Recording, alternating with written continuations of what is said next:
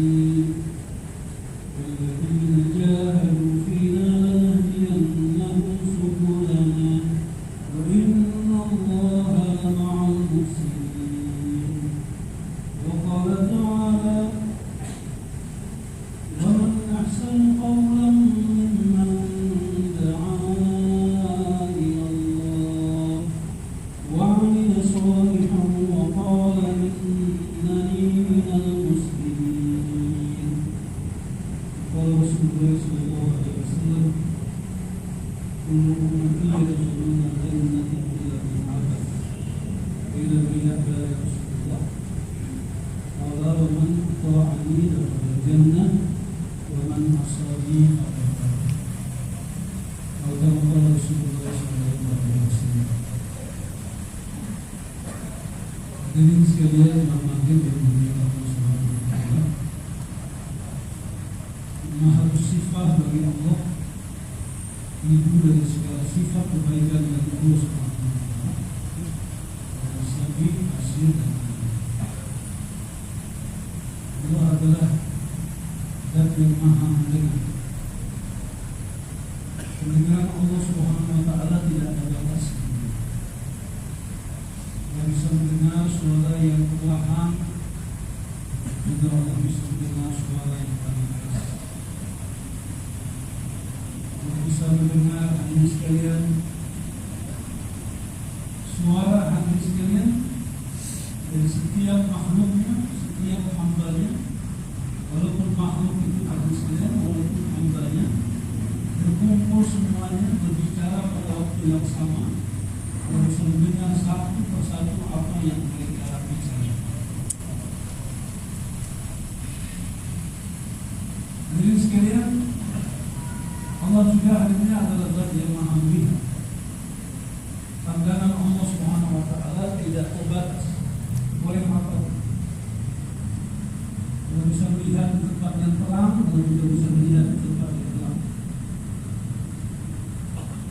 Seekor semut yang hitam berjalan di atas batu yang hitam di malam yang kelam, Allah Subhanahu wa Ta'ala hadirin bisa mendengar langkah-langkah semut dan juga bisa melihat pergerakan semut.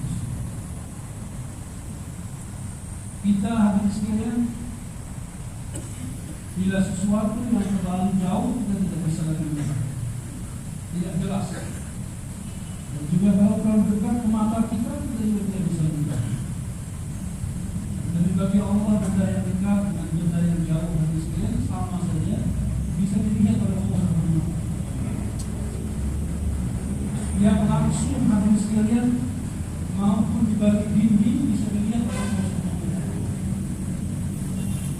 Kita kalau satu dinding saja hatinya, karena kalau dinding satu tirai saja kain, kita sudah bisa melihat lagi apa di balik tirai.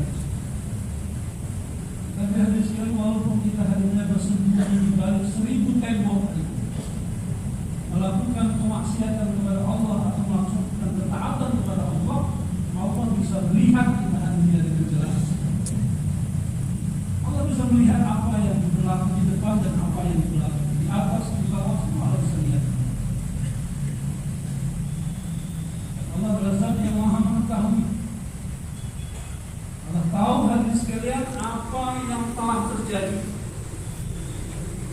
apa yang sedang terjadi, dan apa saja yang akan terjadi. Pengetahuan yang Allah berikan kepada kita hari ini sangat sedikit sekali. Kita hanya tahu hari ini sebahagian kecil dari apa-apa yang telah berlalu. Itu pun karena ada yang menceritakan kepada kita. Bahkan hari sekalian kita tidak mengetahui apa yang sedang terjadi. Kita tidak tahu hari ini apa yang terjadi di belakang sana. Kita tidak tahu apa yang terjadi di luar sana. Padahal masih satu tempat ini yang berdekatan. Kita tidak tahu apa yang terjadi di rumah kita hari ini. Apa yang terjadi kepada istri kita, kepada anak kita saat ini, kita tidak. Apalagi ada melihat kejadian yang akan datang, kita tentu lebih tidak tahu lagi. Dan Allah mengetahui semuanya. Apa saja yang telah terjadi sejak dunia belum diciptakan, makhluk belum diciptakan, Allah tahu. Setelah makhluk diciptakan pun Allah tahu apa yang terjadi. Dan nanti setelah makhluk ditiadakan hatinya, apa yang terjadi itu pun dalam pengetahuan Allah Subhanahu wa Ta'ala.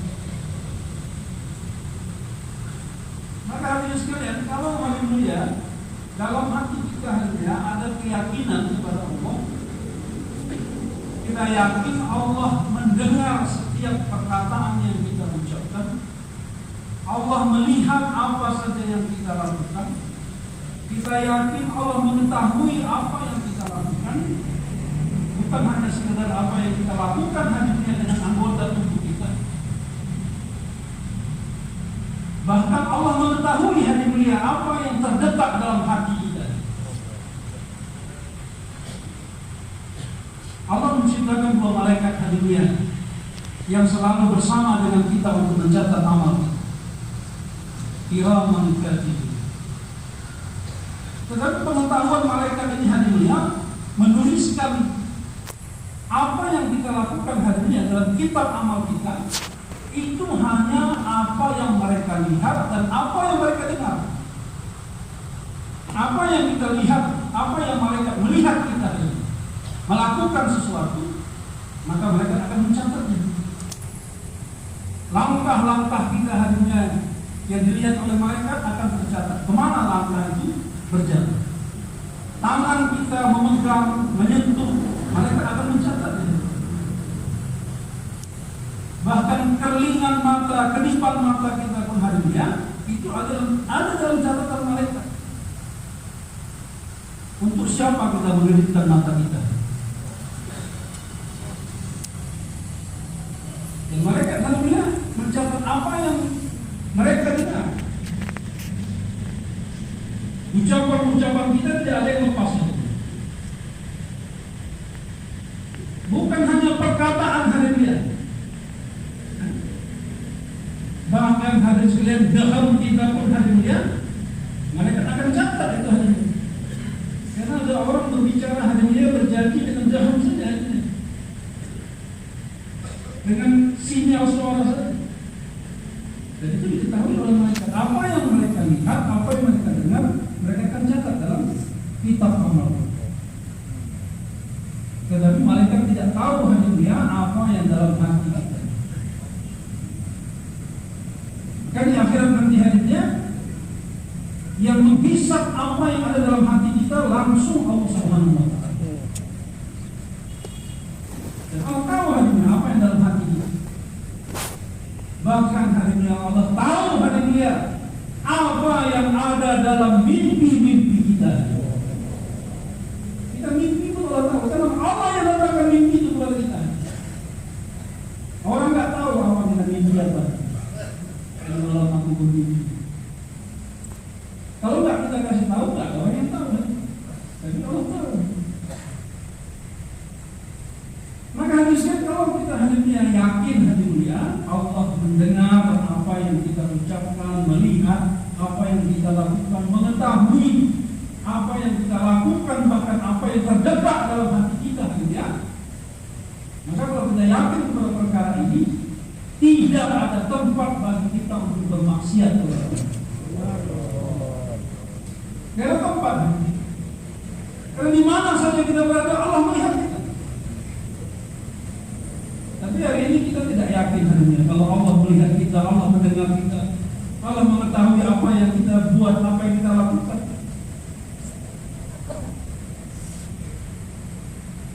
Maka akhirnya kita bebas bermaksiat. Ketika ada orang ramai, kita berpura-pura soleh. Tapi begitu ada orang yang baru kita bermaksiat. Itu sama dengan kita mengatakan Allah tidak melihat, Allah tidak mendengar, Allah tidak tahu.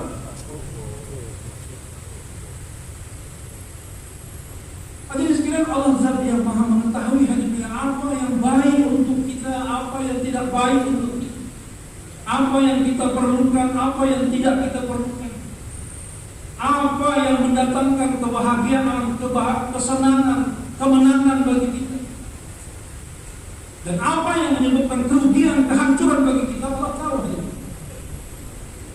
Dan dialah Allah Zat yang menciptakan segalanya. Maka hadirin sekalian, Allah mendatangkan agama kepada kita, mendatangkan perintah-perintah kepada kita, dan dia adalah jalan untuk kita mendapatkan kebahagiaan, kesuksesan, kemenangan.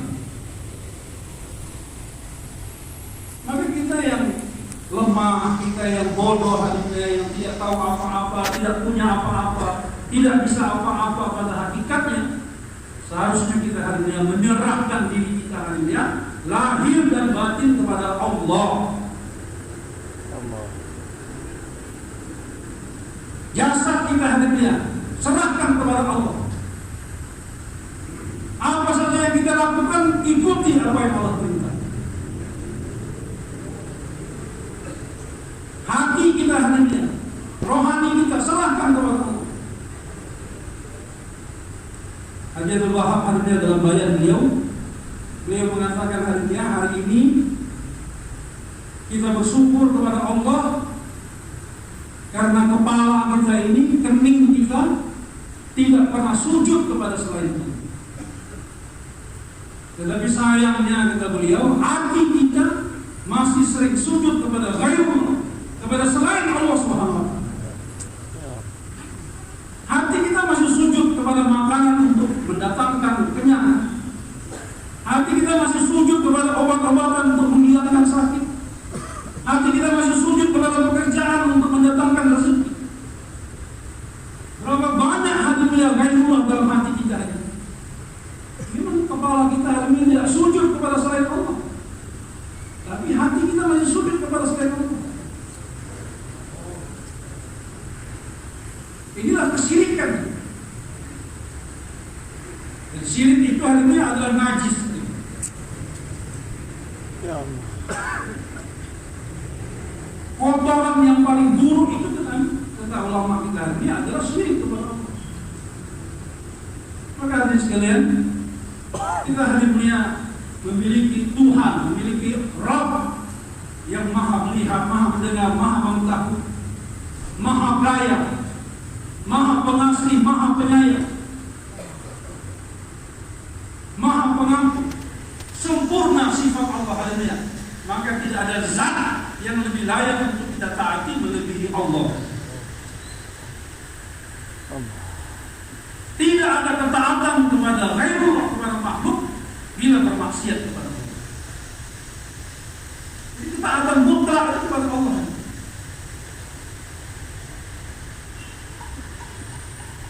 Kalau kita taat kepada Allah demikian, kepada perintah-perintah Allah Subhanahu wa taala, maka Allah akan mendatangkan kemenangan kepada kita.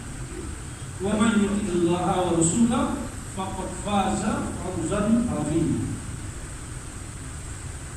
Siapa yang mentaati Allah dan Rasulnya, maka dia akan mendapatkan kemenangan. Bukan cuma sekedar kemenangan harinya, tapi kemenangan yang besar, kemenangan yang azim. Berapa harinya besarnya kemenangan yang Allah berikan kalau kita taat kepada Allah? Kita tidak bisa bayangkan. Karena besar, agung, hebat yang Allah katakan harinya tidak sama dengan besar, hebat, agung yang kita katakan. Hadirin sekalian, kedudukan seseorang itu mempengaruhi nilai perkataannya.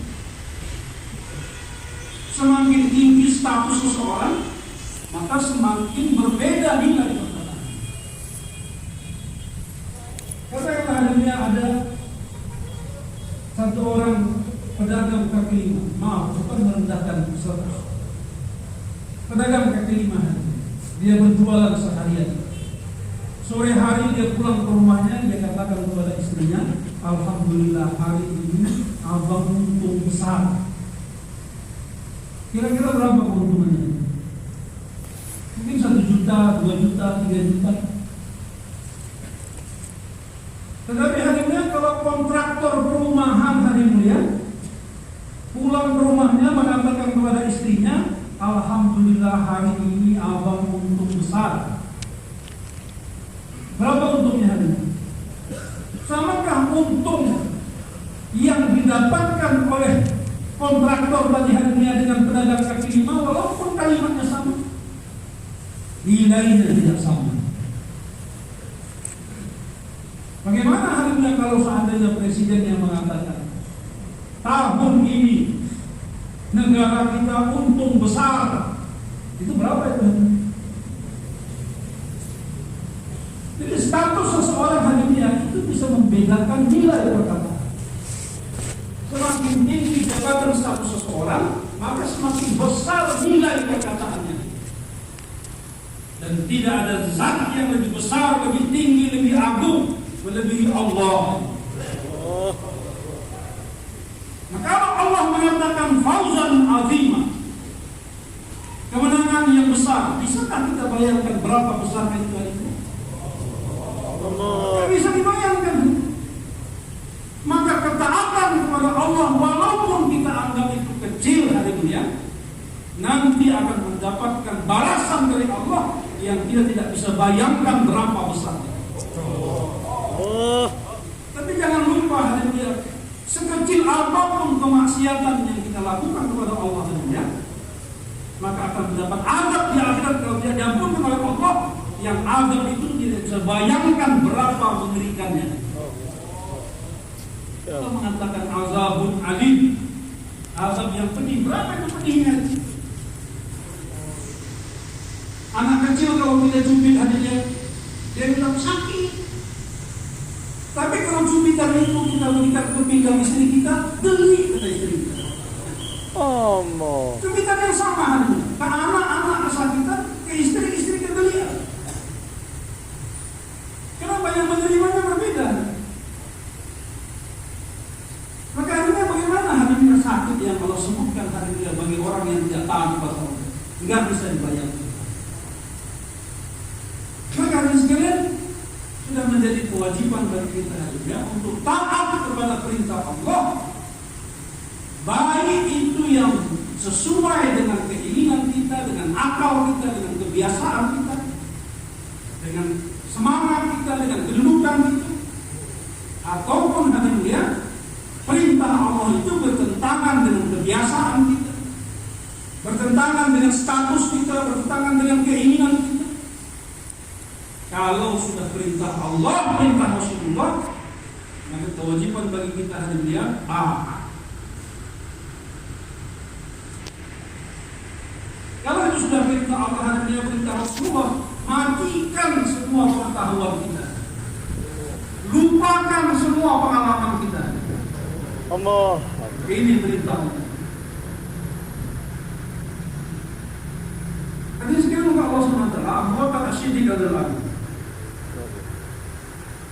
adalah orang yang hidup di negeri Arab dari mulai kecil sampai meninggalnya itu di Madinah, tetap di Arab. Artinya apa hanya Abu Bakar ini tahu betul dengan suasana kehidupan Arab, bangunannya, makanannya, binatangnya. Tapi hari ini ya, ketika Rasulullah bertanya kepada Abu Bakar As-Siddiq, ya Abu Bakar, berapa jumlah kaki unta? Allah. Maka Abu Bakar menjawab apa dia? Allahu wa Rasuluhu a'lam. Allah dan Rasulnya yang lebih tahu. Allah. Kalau kita ditanya hari ini, kalau kita orang Indonesia ditanya berapa jumlah kaki unta, kita menjawab seperti itu wajar hanya. Mungkin di antara kita seumur hidup belum pernah lihat unta asli. Mungkin cuma pernah lihat gambar unta. Tapi Abu Bakar As-Siddiq dari mulai kecil bermain dengan unta, memelihara unta, mengendarai unta, menyembelih unta, memakan unta. Tapi ketika Nabi bertanya kepada beliau, berapa jumlah kaki unta? Allah dan Rasulnya yang tahu. Allah. Nabi ulang-ulang tanya hari beliau beberapa kali. Para Abu Bakar minta izin, ya Rasulullah, izinkan aku menghitung kaki unta. Hitung 1, 2, 3, 4. Kembali kepada Rasulullah, ya Rasulullah, insya Allah kaki unta ada. Beliau tidak memastikan hanya kaki unta 4. Walaupun sudah melihatnya, sudah memegang. Begitulah seharusnya orang beriman kepada perkataan Allah dan Rasulnya. Kita tidak tahu lagi apa-apa hari ini kalau sudah ditanya oleh Rasul. Kita tidak punya apa-apa lagi kalau sudah diperintahkan oleh Allah dan Rasul. Ketaatan yang mutlak kepada Allah dan Rasul. Sedangkan kepada akhir harinya itu masih ada persyaratan. Selagi tidak bertentangan dengan syariat, kita taat. Tetapi kalau bermaksiat kepada syariat, kepada perintah Allah, kita tak wajib taat kepada pimpinan kita. Jadi ketaatan itu hanya yang mutlak, itu hanya kepada Allah dan Rasul. Sedikit hanya masalah ketaatan yang hanya mungkin perlu kita pikirkan hari ini. Saya dengar satu orang ulama mengatakan masalah ketaatan. Beliau mengatakan hari ini, ketaatan di dalam dunia ilmu dengan ketaatan dalam dunia dakwah itu berbeda. Ketaatan dalam dunia ilmu dan ketaatan dalam dunia dakwah itu berbeda. Dalam dunia ilmu hadirin, satu orang murid dia boleh ikhtilaf, bertentangan, menentang, bahkan berpisah dengan gurunya kalau dia memiliki dalil juga.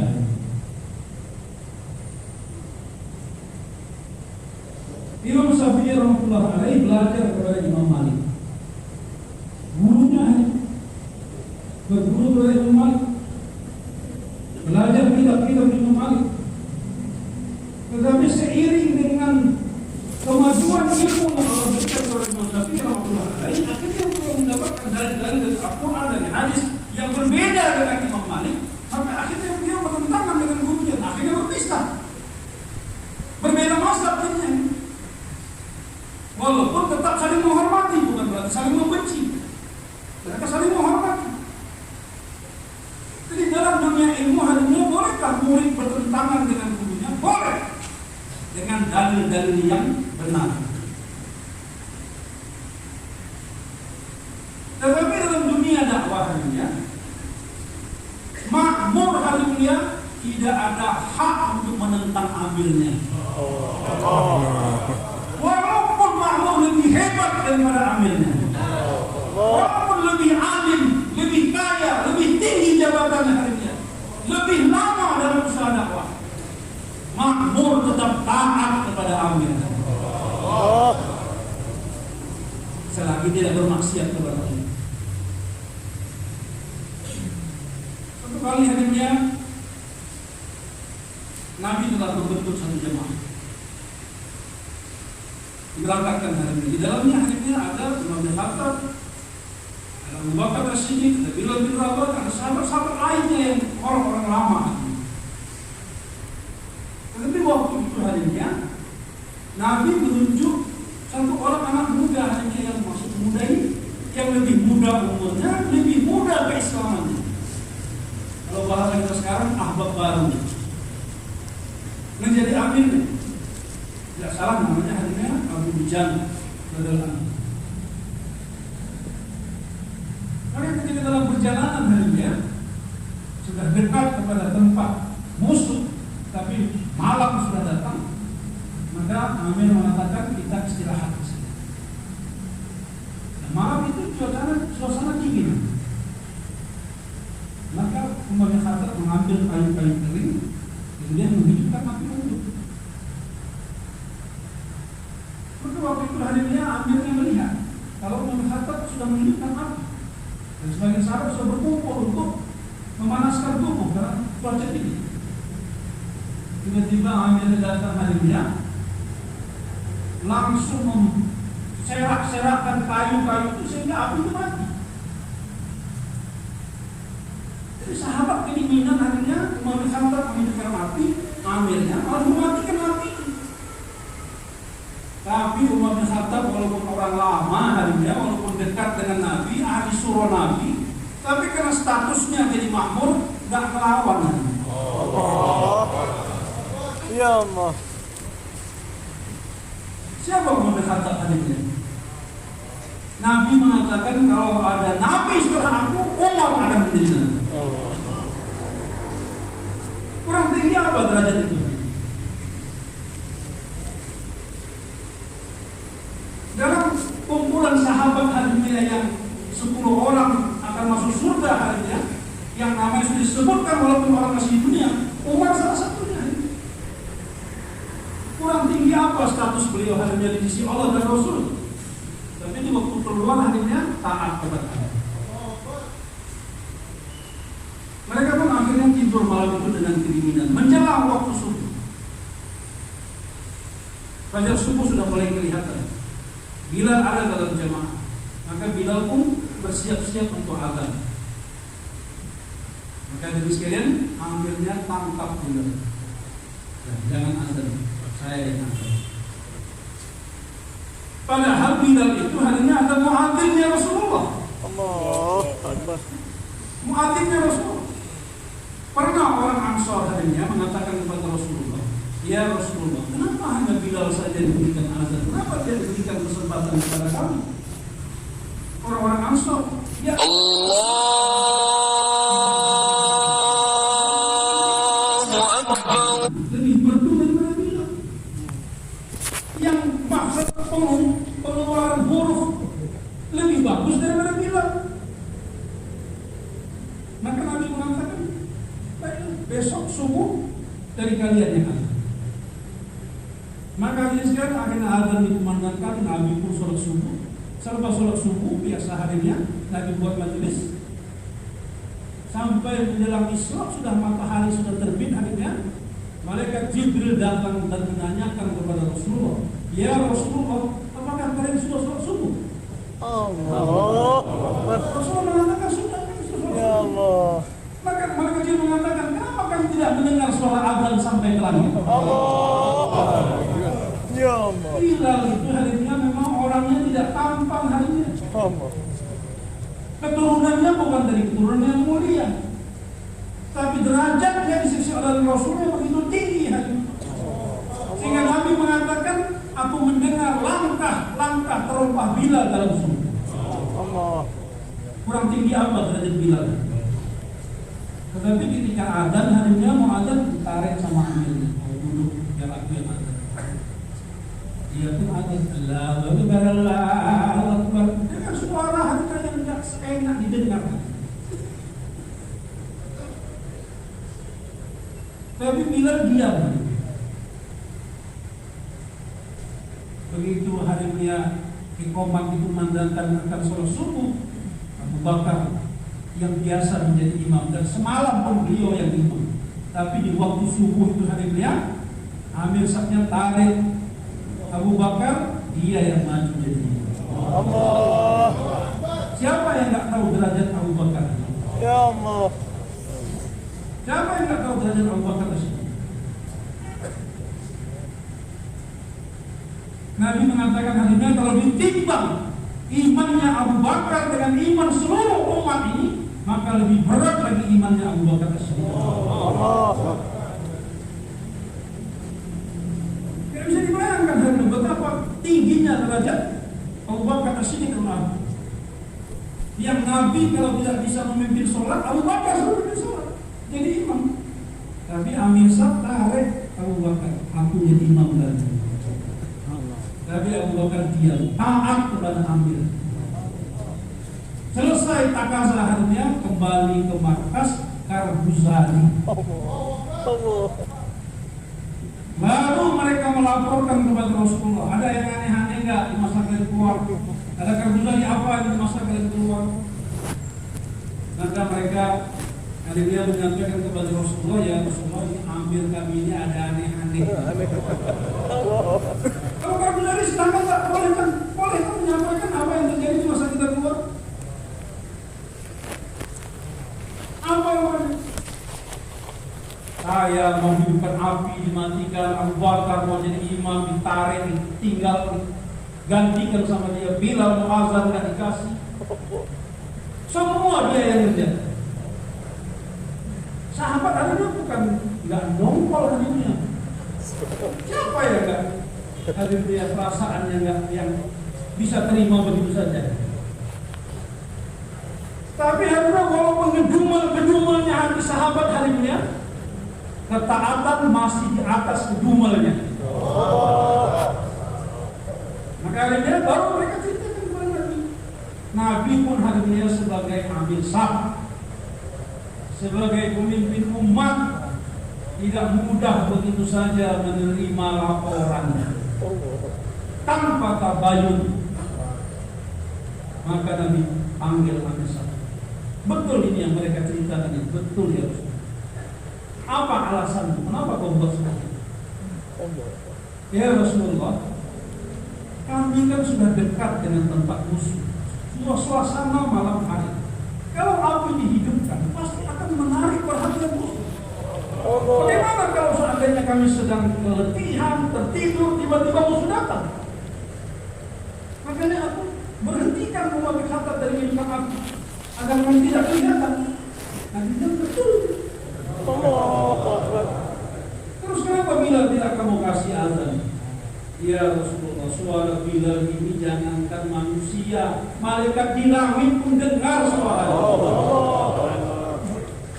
Nanti musuh dengar suaranya. Ini aku yang azan. Terus kenapa Abu Bakar tidak jadi imam? Ya Rasulullah, Abu Bakar ini engkau sudah kenal betul dengan dia. Kalau sudah sholat tidak ingat apa-apa, panjang bacaannya, panjang sujudnya. Tapi kan lagi perang. Maka aku jadi imam, baca surah yang pendek-pendek, rukuk yang singkat, sujud yang singkat. Nanti mengatakan betul ini. Jadi mau sekarang berbeda hari ini ya. Kalau sebenarnya kita kepada guru ini ta'zim, mengagumkan, memuliakan. Taat, ya taat. Tapi kalau kita punya dalil hari yang lebih kuat daripada guru kita boleh berbeda dengan mereka. Tapi dengan Amir tidak bisa. Aku Mir, kalau aku tertib yang dari Nizamuddin begini, bukan yang kau tahu. Aku Amir. seperti itu Pak, taat. Allah. Kecuali amirnya bilang ayo kita mabuk ya ayo. Allah. Baru kita banting sama kita ya. Iya pula. Allahu Akbar. Kalau amir bilang mengatakan hari ini, pagi ini kita gak ada taklim. Terus kita ngapain Mir? Mandi-mandi kita di pantai. Apa kita bilang hari ini? Cocok nih. Kalau yang jujur, mana bisa Mir? Kita kan dikasih baik ibadah, jangan sampai satu hari gak ada taklim. Taklim kita suruh 4 jam, begini. Ya, aku tahu, pokoknya kau taat sama aku. Sekarang kita mandi di pantai. Mandi ya kita. Allah. Akhirnya kita nomor 1 ketika hari dia musyawarah di markas ini. Allah. Semua ahli musyawarah harinya ada satu permasalahan. Semua ahli musyawarah sepakat hari. Usulan semua sepakat satu perkara ini masalahnya. Ini usulan. Tapi waktu itu harinya Haji Abdul Wahab sebagai amir nggak sepakat. Dia mau yang lain. Maka akhirnya mereka taat. Tetapi ketika ada musyawarah jumpa dengan Hadrat Maulana Imam Hasan, mereka menyampaikan kepada Hadrat, wahai Hadrat, ada permasalahan yang terjadi di markas lain begini. Kami semua ahli surah, ahli markas, mukimin inginnya A. Tapi Haji Sab sendirian aja dia maunya B. Terus kalian kurang, kami taat, harus. Allahu Akbar. Kalian harus taat.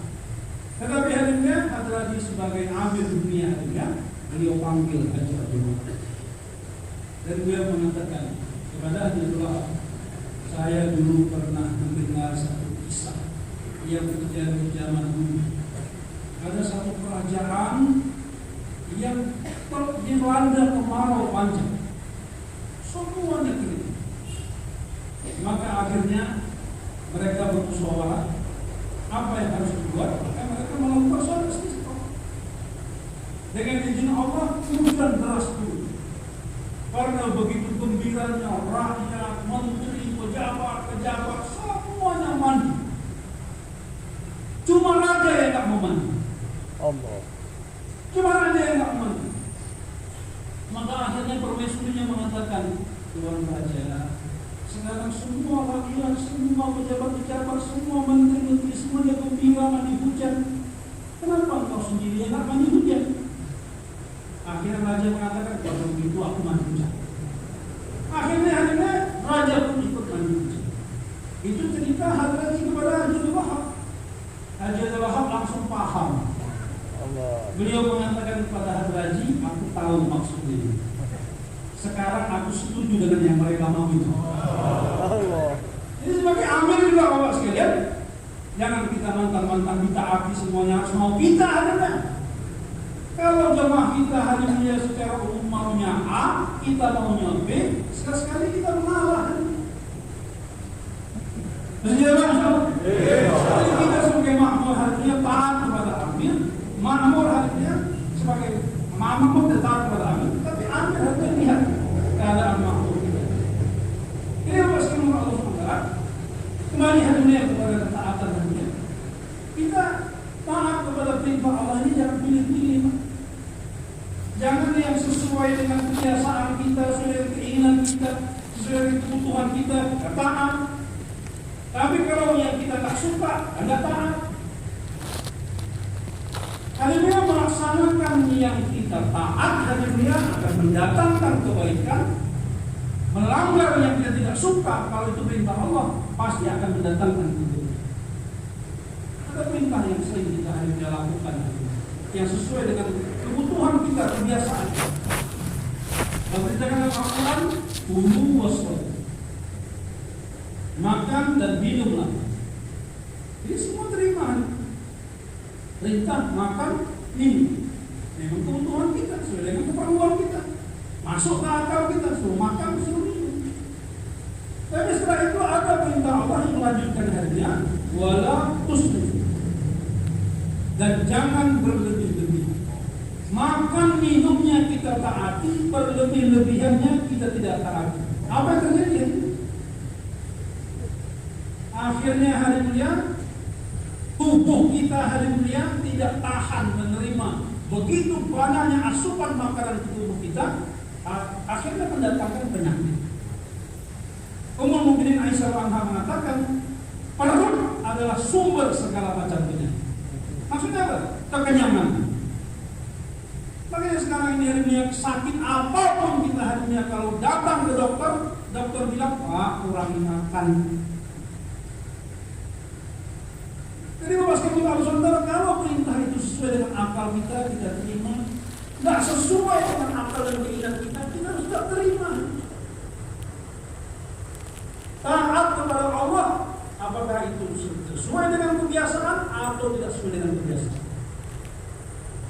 Nabi mulia, Nabi Musa alaihissalam, ketika dikejar oleh Fir'aun dan bala tentaranya sudah berada di tepi laut, kiri kanan dia celah untuk lari ke kiri kanan. Ke depan lautan terbentang, di belakang Fir'aun dengan bala tentara. Maka kaumnya mengatakan inna lamudrikun, habis kita, binasa. Tapi Nabi Musa mengatakan, kamu jangan takut. Inna ma'iyya rabbi sayahdi. Sesungguhnya aku bersama Rabbku, dan Rabbku akan memberikan petunjuk kepada, akan memberikan perintah kepada. Apa yang datang perintah Allah harinya? Nabi Musa harinya punya pengalaman dengan tongkatnya, yang pernah dilemparkan menjadi ular besar, yang memakan ular-ular penyihirnya Namrud Firaun. Jadi waktu itu harinya Allah beritakan kepada Nabi Musa bukan melemparkan tongkatnya ke tentara Firaun agar menjadi ular yang lebih besar, tapi justru harinya perintah yang tidak masuk akal, di luar kebiasaan. Allah perintahkan Nabi Musa membawa tongkat ke lautan. Kalau kita sekarang diperintahkan hanya pukul tongkat ke lautan, mungkin kita akan ikuti. Kenapa? Sudah ada contoh kisah Nabi Musa. Bisa disebut Nabi Musa. Allah. Tapi Nabi Musa harinya waktu diperintahkan itu belum pernah dengar ada kisah air terbelah dengan pukul tongkat, belum ada.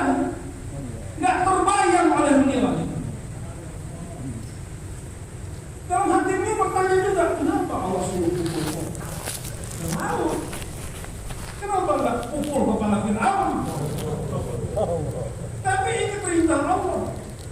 Kalau sudah ada perintah Allah, matikan akal kita ini kepada perintah yang sudah jelas. Maka Nabi Musa berhadiah membuka tongkatnya ke dalam. Maka Allah mengatakan hadiah, ketaatan Nabi Musa kepada perintah yang tidak masuk akal, maka mendatangkan bantuan Allah yang juga tidak masuk akal. Yang bertentangan dengan akal dan kebiasaan. Kekuatan apa hadirnya yang bisa mengumpulkan tongkat sehingga air lautan terbelah menjadi 12 jalur? Bukan cuma 12 jalur, ada lubang-lubang hadirnya di antara jalur 1 dan jalur 2, 2 dengan 3 dan seterusnya. Sehingga mereka sambil berjalan bisa saling lihat sampai begitunya Allah buat hadirnya. Hanya dengan satu pukulan saja. Ketaatan hadirnya kepada perintah yang tidak masuk akal akan mendatangkan bantuan Allah yang tidak masuk. Oh itu kan Nabi Wah dapat mukjizat. Kalau manusia biasa nggak bisa. Itu yang bandel gitu lah. Oke, adanya itu Nabi Musa. Hadirin sekalian, Abu Hurairah radhiyallahu manusia biasa. Ahbab baru masuk Islam, kartun baru, ahbab baru. Masuk Islam kurang lebih tahun 8 atau 9 Hijriah. Orang baru. Tasbilan dari Tufel ad-Dawsi. Jadi baru masuk Islam. Tapi akhirnya walaupun ahbab baru, beliau telah menjadikan dakwah hadisnya sebagai maksud hidup beliau. Agama sebagai maksud hidup beliau. Maka beliau menghabiskan umurnya di markas Masjid Nabawi bersama dengan Nabi SAW. Apa yang terjadi harinya? Ketika beliau dalam keadaan lapar, haus, bukan cuma beliau harinya, Al-Suffah juga hadirnya. Sekitar 70 orang dalam kehausan, kelaparan. Maka waktu itu harinya ada orang yang memberikan hadiah semangkuk susu kepada Nabi SAW. Nabi tahu harinya Abu Hurairah yang dekat dengan beliau, sahabat-sahabat lain yang Al-Suffah dalam keadaan lapar dan haus. Dan di depan beliau hadirin ketika menerima susu itu yang ada adalah Abu Hurairah.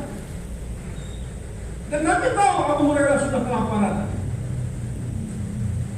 Tapi Nabi mengatakan kepada Abu Hurairah, ya Abu Hurairah, kau bagikan minuman susu ini kepada sahabat-sahabat Al-Suffah. Ini kan nggak sesuai dengan kebiasaan, dengan akal rasanya. Kenapa Nabi nyuruh bagi-bagikan dulu sama orang? Kenapa nggak aku duluan? Kan aku yang di depan mata. Seharusnya aku. Tapi akhirnya beliau hilangkan itu. Walaupun haus, walaupun lapar, tapi taat kepada perintah Rasulullah, walaupun tak sesuai dengan hatinya. Akhirnya dengan berat hati, walaupun berat, tapi tetap taat. Itu bukan berarti hatinya kalau kita taat itu mudah-mudahan ya tidak. Kadang-kadang hati berat. Abu Hurairah tetap taat, berikan minuman kepada sahabat satu persatu, sehingga semua sahabat 70 orang sudah kekenyangan harinya. Baru beliau bawa mangkuk susu itu kepada Rasulullah. Bukan langsung minum, bawa kepada Rasulullah. Semua sahabat sudah minum yang ada di markas, semua sudah minum. Maka Rasulullah mengatakan, sekarang beliau juga minum. Beliau pun minum. Beliau minum sampai kata beliau hadirnya perutku ini serasa sudah penuh. Tidak ada lagi tempat untuk dimasukkan dengan susu lagi. Tapi aku lihat mangkuk susu itu susunya seolah-olah tidak berkurang walaupun setetes. Jadi karena Abu Hurairah hadirnya mendahulukan perintah Nabi daripada keinginannya, maka Allah tunjukkan kudrat-kudrat. Semangkuk susu hadirnya cukup 70 orang. Tapi sekarang ini hadirnya jemaah banyak nggak taat sama amirnya. Satu dandang hadirnya cukup untuk 20 orang, tewas 5 orang aja. Hilang keberkatannya. Jabir bin Abdullah dalam perang Khandaq hadirnya melihat Nabi kelaparan, sahabat-sahabat kelaparan. Sahabat Nabi Rasulullah, ya Rasulullah, lihat ya Rasulullah, angkat jubah. Dalam jubah hadirnya batu terikat. Kalau kita angkat jubah, handphone nambah. Astagfirullahaladzim. Sahabat batu terikat. Ya Rasulullah, lihatlah ya. Rasulullah tahu hadirnya. Itu tanda kelaparan. Saking laparnya hadirnya, karena itu cacing udah ngamuk di dalam harinya karena udah berapa hari nggak dapat makanan. Orang ngisap pakai pakai tali dan dikasih batu sebagai penahan untuk menahan rasa sakit, rasa lapar yang kita belum pernah rasakan itu. Karena selapar-lapar kita belum pernah minta batu di perut kita. Sahabat tunjukkan lihat apa kami yang Rasulullah harinya menjawabnya dengan perkara yang sama. Beliau angkat jubahnya harinya, 2 batu ditanam. Allahu Akbar. Nabi sudah 2 kali mengikat. Sahabat tahu sekali, Nabi 2 kali mengikat. Artinya 2 kali lebih lapar dari dosa. Melihat ini harinya Jabir bin Abdullah harinya lari pulang ke rumah. Beritahu kepada istrinya, ya istri Rasulullah dalam kelaparan, sahabat dalam kelaparan. Apa yang bisa kita lakukan? Istri mengatakan kita ada sedikit ini roti tepung yang bisa dibuat roti, dan kita ada anak kambing di belakang kecil, mungkin cukup untuk makan 3-4 orang. Sampaikanlah kepada Rasulullah, bisikan kepada Rasulullah, ya Rasulullah, kami mengundang engkau makan dengan 2-3 orang sahabat, makan ke rumah. Karena cuma ada sedikit roti dan sedikit daging kambing. Maka akhirnya begitu selesai membisikkan itu, Nabi pun berdiri mengiklankan kepada sahabat-sahabatnya Hamzah. Wahai sahabat-sahabatku, alhamdulillah kita dapat undangan makan dari Jabir bin Abdullah. Ayo semua kita berangkat. Berapa orang hadirnya? 1000.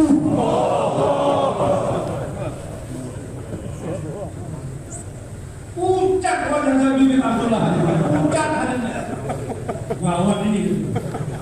Undangan 4 orang yang mau datang 1000 orang. Maka Nabi mengatakan, wahai Jabir, kau pulang sekarang ke rumahmu. Jangan turunkan panci itu dari tempat masak. Jangan buka tutupnya sampai aku datang. Roti juga begitu, jangan kau buka tutupnya sampai aku datang. Sahabat ini kalau kita kan jahil dengan jahil. Kenapa ya Sob? Bukan lihat itu. Jadi sahabat taat dia cerita kepada istrinya. Kata istri, gawat. Rasulullah bawa semua al-Khandaq 1000 orang. Istri bilang, kan sudah kasih tahu dari sama abang tadi. Bisikkan sama Rasulullah, jangan bilangkan. Aku sudah membisikkan, Rasulullah yang mengiklankan. Istrinya mengatakan hari ini, Mas Tua. Istrinya mengatakan, kalau itu yang menyampaikannya Rasulullah, abang jangan tahu. Punya Mas Tua di keluarga 40 hari Pak. Sedia Pak, insyaAllah.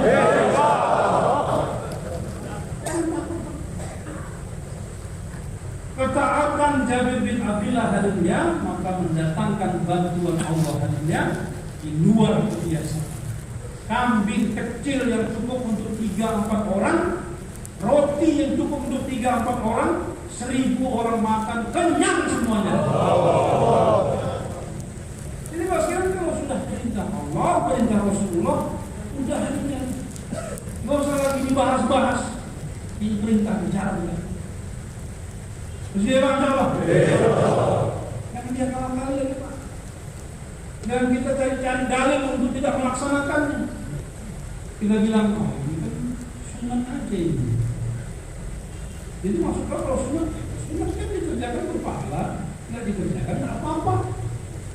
Jadi ya aku ya nggak apa-apanya itu loh buktinya. Kita kalau untuk agama begitu, kita pilih yang nggak apa-apanya. Tapi kalau untuk dunia, kita nggak mau yang nggak apa-apanya, yang apanya kita mau. Coba adanya kalau ada uang, ada 10 juta itu bagi. Ada meja, ada uang 10 juta. Kita lewat dipanggil sama orang duduk di meja. Pak, ini ada uang 10 juta. Kalau Bapak ambil, jadi milik Bapak. Kalau Bapak nggak ambil, nggak apa-apa. Jadi yang apa? Kita akan bilang, aku tidak nggak apa-apa. Ini aja. Nggak ada orang bodoh macam itu, nggak ada. Kalau dunia kita pilih yang dapat hasilnya harinya. Tapi kalau agama kita pilih yang nggak apa-apanya. Kalau sahabat tidak, kalau udah perintah, nggak peduli mau sunat, mau wajib, mau apain, perintah tunaikan. Larangan mau wajib, mau makruh, tinggal. Sahabat begitu beragama. Maka di sini apa saja hari melihat perintah Allah ya, itu ujian bagi kita untuk adakah kita taat atau tidak.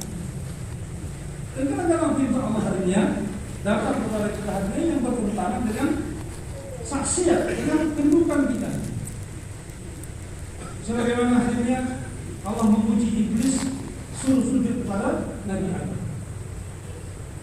Iblis ini akhirnya punya kedudukan tinggi sebagai gurunya para malaikat. Jadi malaikat-malaikat itu yang ngajarinya iblis dulunya ini. Orang lama kali pun. Kalau nggak lama kali kan bisa jadi malaikat.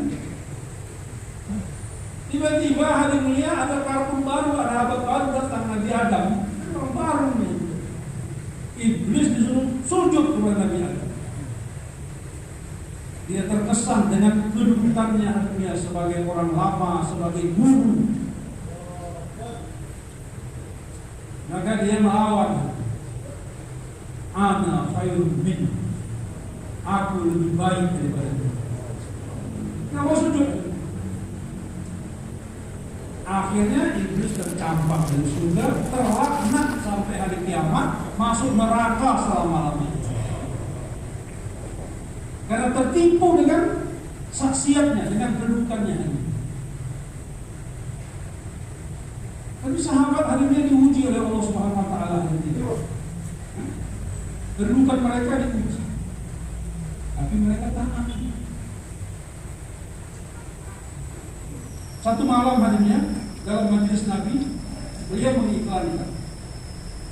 Nabi mengatakan, insya Allah besok aku akan serahkan pedang ini kepada orang yang layak menerima amanah. Artinya bahwa pedang ini atau bendera hanya Nabi akan berikan kepada seseorang, maksudnya akan menjadi amir rombongan. Dia akan menjadi amir. Waktu itu sahabat-sahabat ada semua yang lama-lama. Nabi masih hidup, berarti sahabat-sahabat yang lama masih ada semua. Maka semua sahabat hadinya Abu Bakar, Umar, Utsman, Ali, Abdurrahman bin Auf, Abu Darda, semuanya berharap dalam hati mereka hadinya, mudah-mudahan akulah yang menerima pedang biar jadi amir. Jadi sahabat itu kepingin jadi amir, kepingin Pak. Tapi tidak sama keinginan sahabat menjadi amir dengan keinginan kita menjadi amir. Ya. Kenapa mereka ingin menjadi amir? Karena mereka tahu hadisnya, yang paling besar kesempatannya untuk mati syahid duluan adalah amir. Allah. Dulu kalau perang Pak Islam sama kafir, tentara-tentara hadisnya di sebelah sini yang kafir, beriman sini kafir di sana. Itu sebelum hadisnya tentara umum main perang habis-habisan, duluan itu hadisnya amir-amir suruh-suruh duluan. Allah. Jumidarnya orang beriman main sama jumidarnya orang kafir. Allah. Main dulu Pak beberapa orang ini, suruh-suruhnya maju duluan. Sama suruh sana, suruh sini, main. Satu mati, main satu lagi, mati. Sudah habis beberapa orang ini, baru tentaranya. Jadi sahabat itu ingin jadi amir agar kedua mati syahid. Kalau kita ingin jadi amir biar dapat kamar khusus. Beda. Enggak dijadikan AMP marah. Karena aku yang lebih layak. Ya. Tapi waktu itu hadinya Nabi hadinya pagi itu menyerahkan pedang itu hadinya kepada sahabat Abu Dujana. Dan sahabat semuanya hadinya berlapang dada. Gak ada yang protes. Mesti dia, kenapa dia? Gak ada. Khalid bin Walid radhiyallahu, sahabat yang begitu terkenal. Sejak zaman Nabi kalau keluar selalu jadi amir. Zaman Nabi Makmur jadi amir terus dari zaman Nabi sampai zaman Abu Bakar As-Siddiq. Kalau ada jamaah diberangkatkan, ada Khalid di situ, dia jadi amir. Tapi akhirnya ketika sedang keluar, akhirnya Umar bin Khattab yang menjadi khalifah di zaman yang sedang keluar. Tertibnya itu Pak sebenarnya seharusnya akhirnya kalau ada pergantian amir di jemaah yang sedang keluar, tarik ke markas, diganti di markas. Tapi kali ini Amir Sa'd merubah tertib. Khalid bin Walid digantikan di saat sedang keluar. Maka Abu Ubaidah bin Jarrah anhu disuruh bawa surat pergantian, kalau bahasa kita pemecatan, pergantian amir. Begitu sampai harinya diberikan surat. Khalid pun membuka surat. Isinya kurang lebih harinya, wahai Khalid, sekarang kedudukanmu sebagai amir jamaah digantikan oleh orang yang membawa surat ini, yaitu Abu Ubaidah bin Jarrah. Maka beliau pun harinya mengatakan kepada Abu Ubaidah, sekarang aku bukan amir lagi, kau yang jadi amir. Abu Ubaidah kaget. Dia pun nggak tahu surat kondisinya itu. Allah. Haji. Ya enggak, kau ambil juga ini keputusan dari ambil ini. Ini keputusan musyawarah ini. Ambil satu sudah putus. Sekarang kau ambilnya. Maka hari ini ketika berkecamuk perang, Khalid bin Walid sedikit pun hatinya tidak mengurangi semangat perjuangannya. Tetap paling depan, membunuh banyak tentara kafir. Selesai perang ketika meredah hatinya, kata orang sahabat mengatakan, "Oleh Khalid, kau kok semangat kali? Kan kau ambil lagi sekarang." Kenapa semangat kali? Kan kau lagi ambilnya. Aku berjuang bukan karena ditunjuk jadi amir, aku berjuang karena Allah. Itu kita jangan disecat dari amir, hatinya nggak dikasih bayar aja merengut. Nggak dapat tempat merengut. Inilah amir-amir akhir zaman. Semoga Allah undang kita ini. Kadang-kadang harinya Allah Subhanahu wa Ta'ala mendatangkan ujian kepada kita harinya yang bertentangan dengan semangat kita. Kita sudah ingin, tetapi Allah mengatakan, Nabi mengatakan, kita ada musyawarah kadang-kadang itu sudah keluar 4 bulan. Karena sekarang ada tas 6 bulan, saya siap tambah masa 6 bulan, 2 bulan lagi. Apa musyawarah? Apa? Besok saya masih enggak. Saya niat 6 bulan ini taskan puasaan ini. 6 bulan. Kenapa saya mau 6 bulan tidak dikasih? Ya kita sudah berusaha. Keputusannya Bapak ulang makomi dulu beberapa bulan, nanti setelah keluar lagi 2 bulan.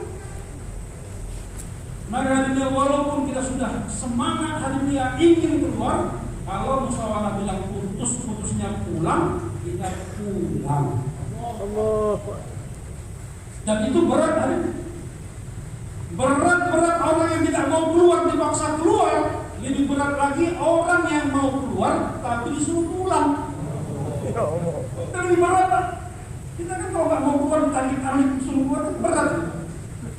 Tapi yang lebih berat lagi harinya mau keluar tapi nggak dikasih keluar.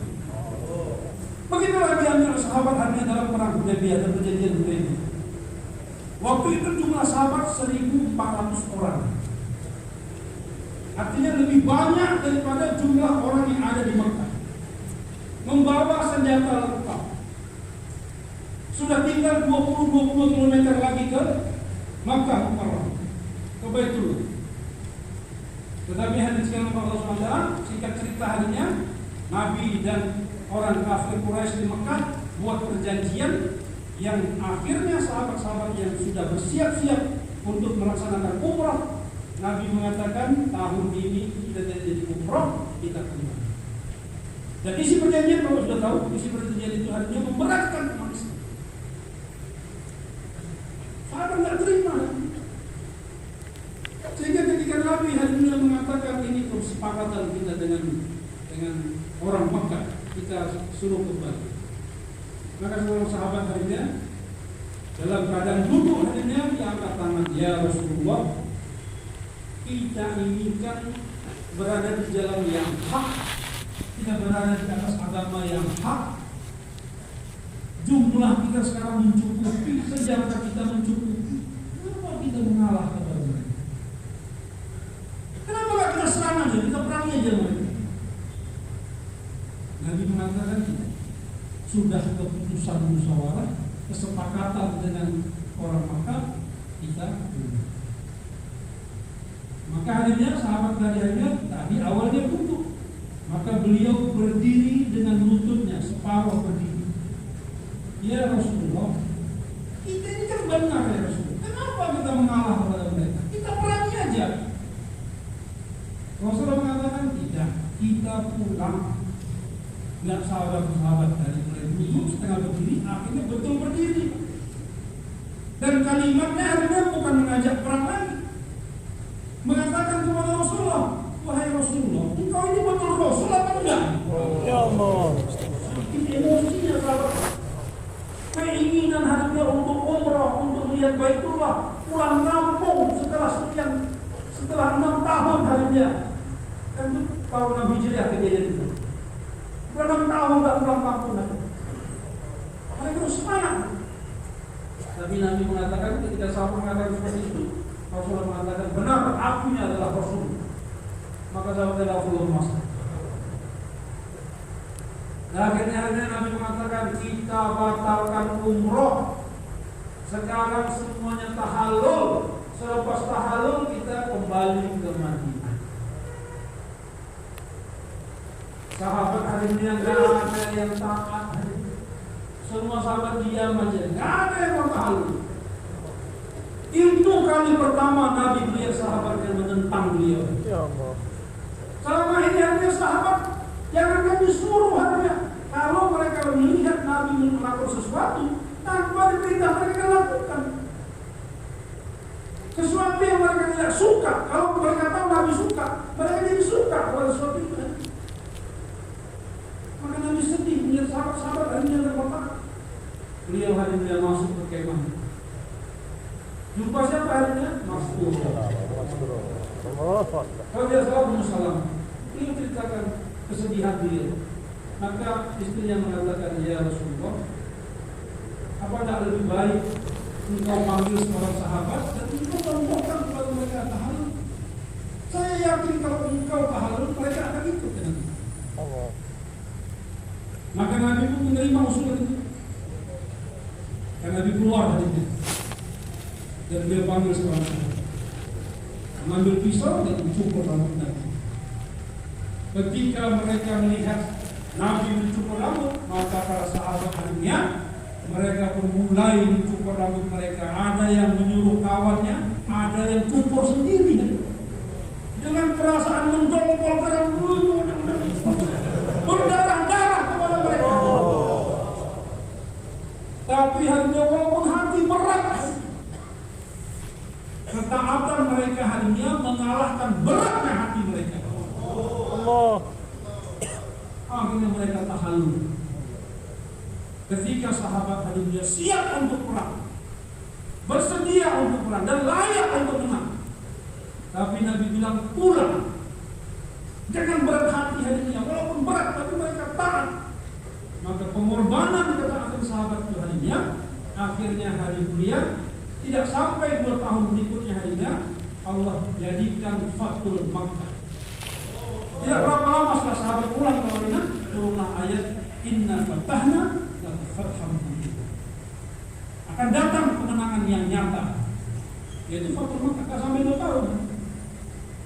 Jadi itu upah ketaatan sahabat tanpa perang hadirnya.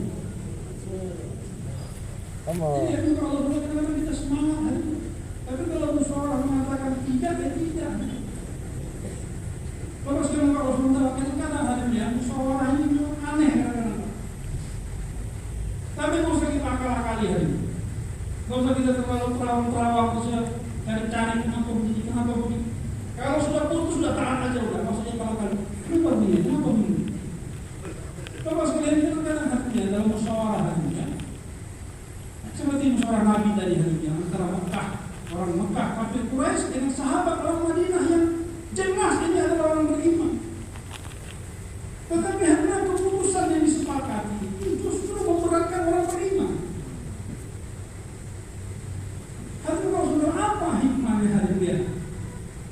Nabi hari dia tidak ingin orang-orang Mekah mati kafir semuanya hari dia. Kalau waktu itu diserang habis semuanya akan mati kafir. Nabi masih berharap hatinya orang-orang Mekah ini nanti akan masuk Islam. Walaupun mereka tidak taat, mereka menentang Nabi. Dan Nabi tahu betul sesemangat-semangatnya sahabat, kalau sudah putus musyawarah, insya Allah mereka akan taat. Akhirnya apa hasilnya hadirnya? Orang Mekah selamat dari kematian kufur. Orang beriman sahabat-sahabat naik derajatnya di sisi Allah SWT. Kita dalam musyawarah kadang-kadang begitu Pak. Kita bertentangan di markas kita ada masalah-masalah. Kita merasa kita yang benar, kawan kita yang salah. Begitu musyawarah harinya, keputusannya yang diambil justru membela yang salah hari ini. Justru membela yang salah. Apa harinya? Hikmahnya harinya. Karena kita mengalami beberapa pengalaman kita hari ini bermusyawarah dengan Nizamuddin kita. Kadang-kadang musyawarah diputuskan oleh masa sejak masa Hadraji dulu. Kita di Markas Medan beberapa kali mengalami ikhtilaf, perbedaan, perpecahan. Jadi pecah markas dua. Sebelah markas orang-orang lama tapi kurang aktif, tidak keluar. Yang sebelah lagi orang aktif, pekerja markas, orang-orang aktif. Tapi begitu dimusyawarahkan hari ini, keputusan Hadraji Imam Hasan rahimahullah alaih, yang aktif ini disuruh balik ke tempat yang beraktif. Allah. Penderitaan umat itu di markas lama sudah sepi, tidak ada orang. Jemaah nggak keluar, sedikit jemaah keluar. Tapi tempat baru ini jemaah keluar, kemudian hidup 24 jam, markas 24 jam hidup. Artinya waktu itu kita merasa ini betul ini pasti kita akan dibela sama saya. Ternyata yang dibela yang lemah. Kenapa hari saya dibela yang lemah ini? Karena saya tahu ini orang-orang aktif ini, orang-orang kerja ini, walaupun keputusan tidak sesuai dengan keinginan mereka, insya Allah mereka ini akan taat. Dan itu akan mengangkat derajat mereka di sini. Ini yang bandel-bandel yang tidak keluar-keluar ini, kalau mereka nggak dibela, mereka akan tercampak dari kerjaan. Karena masa ini bela yang salah, Pak. Kenapa? Menyelamatkan yang salah dan meninggikan derajat yang benar.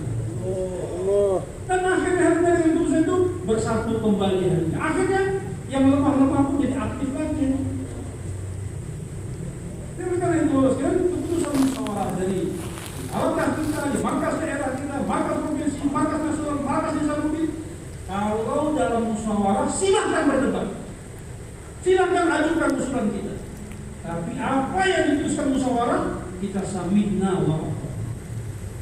Walaupun bertentangan dengan akal kita, dengan semangat kita hari ini, kalau sudah putus, taat, jalankan dulu. Bila dalam perjalanan masalah, musyawarahnya ini diuji kita hari ini. Dan itu akan datang kepada semua kita ini. Apa yang dulu datang kepada sahabat-sahabat, kalau kita berada di jalan yang sama dengan jalan para sahabat, kita akan mengalami apa yang mereka alami dahulu. Kalau hari ini semangat kita hari ini ditahan, itu tandanya udah betul kita jalan ini, Pak. Kalau terjadi perpecahan kita hari ini, tandanya betul perjalanan apa ini. Kenapa? Dulu sahabat pecah juga. Jadi jangan bawa ragu, katanya dakwah ini bagus, kenapa pecah? Justru pecah itu menunjukkan dakwah ini betul. Kenapa? Sama dengan sahabat. Cuma yang penting itu hari ini dalam keadaan pecah hari ini, bagaimana sikap sahabat dengan sahabat. Mereka masih saling mendoakan, saling menghormati. Beda pendapat mereka bukan cuma bicara hanya sampai perang, tapi masih tetap saling mendoakan. Maka bersama Allah SWT, ketaatan kita kepada Allah dan Rasulnya itu adalah kewajiban kita ini. Kalau itu kita tunaikan, kita akan bahagia selamat menang dunia. Maksudnya apa? Perintah Allah hari ini yang paling besar kepada umat ini hari ini, di samping iman dan ibadah, adalah mendakwahkan agama. Kita hari ini kalau beribadah sudah tahu kita harus taat ibadah, laksanakan itu. Tapi kita menganggap hari ini perintah dakwah sederajat atau 2 derajat, 3 derajat di bawah perintah-perintah ibadah. Dan hadirnya umat ini hadirnya yang pertama sekali diajarkan Nabi kepada umat ini bukan ibadah tapi dakwah. Ketika Abu Bakar As-Siddiq masuk Islam pertama hari pertama, apa yang diajarkan Nabi kepada dia? Salat. Tidak. Hari pertama masuk Islam baru bersyahadat, Nabi langsung perintahkan Abu Bakar untuk dakwah. Dan hari itu juga dapat taskilan. Setiap hari dapat taskilan baru.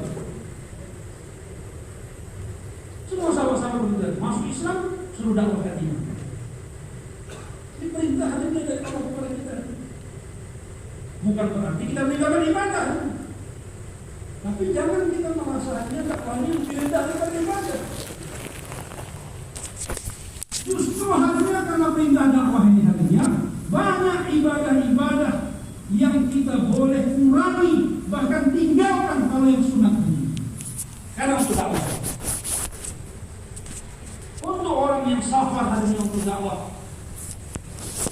4 rakaat boleh kurang jadi 2 hadirin. Qasar namanya.